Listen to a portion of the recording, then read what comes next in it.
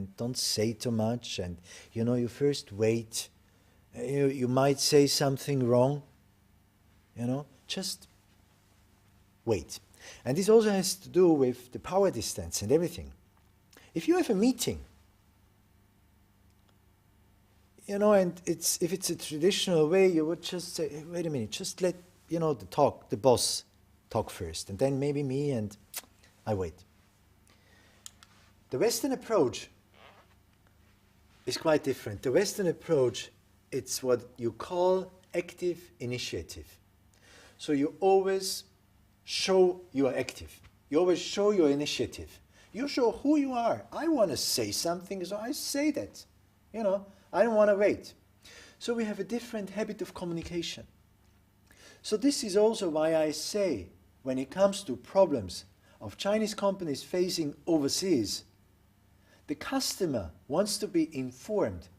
The customer wants to communicate with you. He wants to talk to you. He wants to see who is behind the scenes. So it requires a very high level of active communication in the Western world. And this is important, and this is difficult to manage. Now, looking at the understanding of what management is. We say all the time, and we've seen it before, a huge challenge is the differences in management. Why? What do we mean, or what do we understand when we talk about management? Now, when we come again to the Chinese way, in many cases, management still is very much about administration. So if you are working in a company, in many cases, of course, it changed a lot. And of course, there are examples of different approaches. But in many ways, it's your superior tells you what you have to do, and you just follow. You just administer. You just follow orders. We see that with many students, Chinese students in Switzerland. If it comes down to certain case studies, they just wait. They're very good at mathematics, writing all those papers and all those reports. They're very, very good. But when it comes down to really, doing something, being active, being a manager, they wait. Because they're afraid they would make a mistake. So they rather administer. They're in the form of an administrator. Now, the European context or the Western context is very simple. I give you authorization. I give you the authorization. You decide, just do it. So I tell my people, which I have to take care of, looking at project management, for example. I tell them, just do it. Don't wait. If you make a mistake, it's a mistake. So what? But it's much better than just waiting and doing nothing. So just do something. I give you the authorization. You have the authorization to do it. So just do it. Now, looking at the factor which sums it up, and which I've called the power distance, and which very much characterizes the environment where you're into. The environment defines how you are, how you can behave, how you can talk to each other, how you talk to authorities, how you talk to your boss,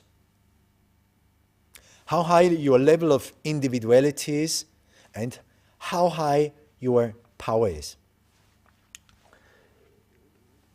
Power distance in the Chinese context is very high. It's based on tradition. It's based on the environment. It's based on different things like Confucianism and other things. So we have a very high level of power distance, a very high level of authority. We even see it in the Chinese language. It differs very clearly. It says whether it's your first uncle or a second uncle or a third uncle, whether it's a director, a department chief, or whatever.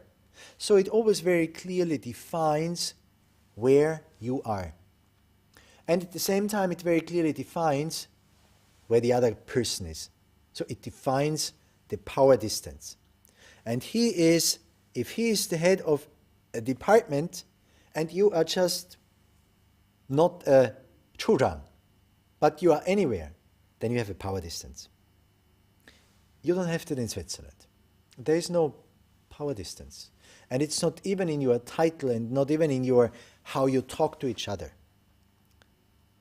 So the power distance level is extremely high, and this again comes down to the management mode and to the understanding of management. So if you use that same approach when management in your company in a foreign country is concerned, then it's going to be difficult. From the Western standpoint, the power distance is very low. Very low. As I said before, there is no, you are the boss, I'm the boss, you are the minister, I'm not the minister. No. Especially when you look at Switzerland.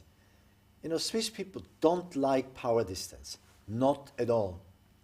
This is why in Switzerland, people always think it's very strange. There is not even, a president. It's just on a circle one of the ministers, but there's no president. There's no power. The central level doesn't even have any power. So it's really people being in charge of taking care of business development.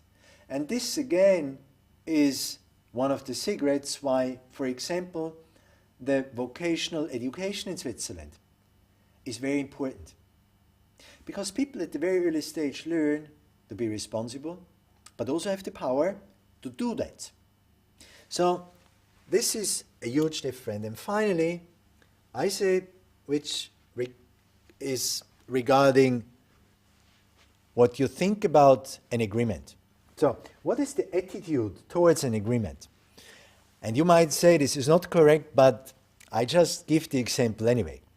Because this is what I hear from foreign investors over and over again. And this is what most foreign investors would say.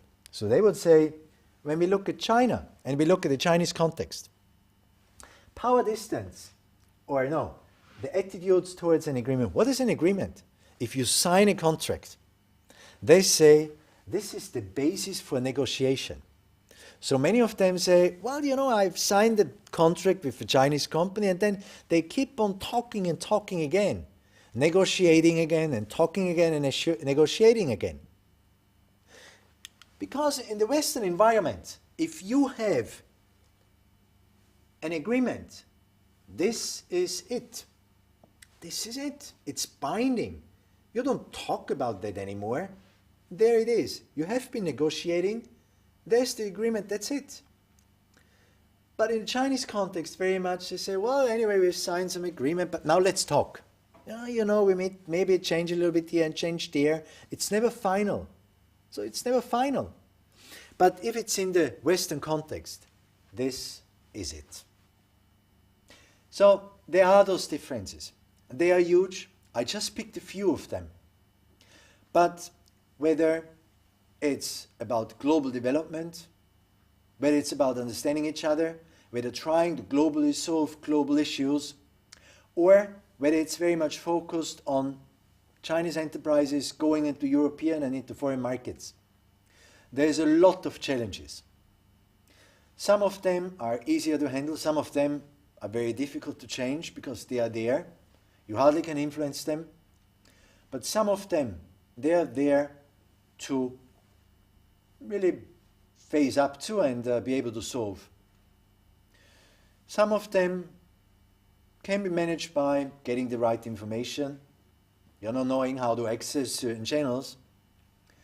But the biggest part and the most complicated things where we meet each other really are the challenges with regards to intercultural issues.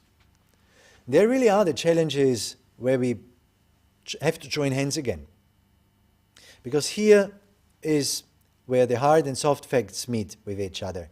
And here is where the biggest challenge is at the same time. Understanding each other, understanding each other's culture. Thank you.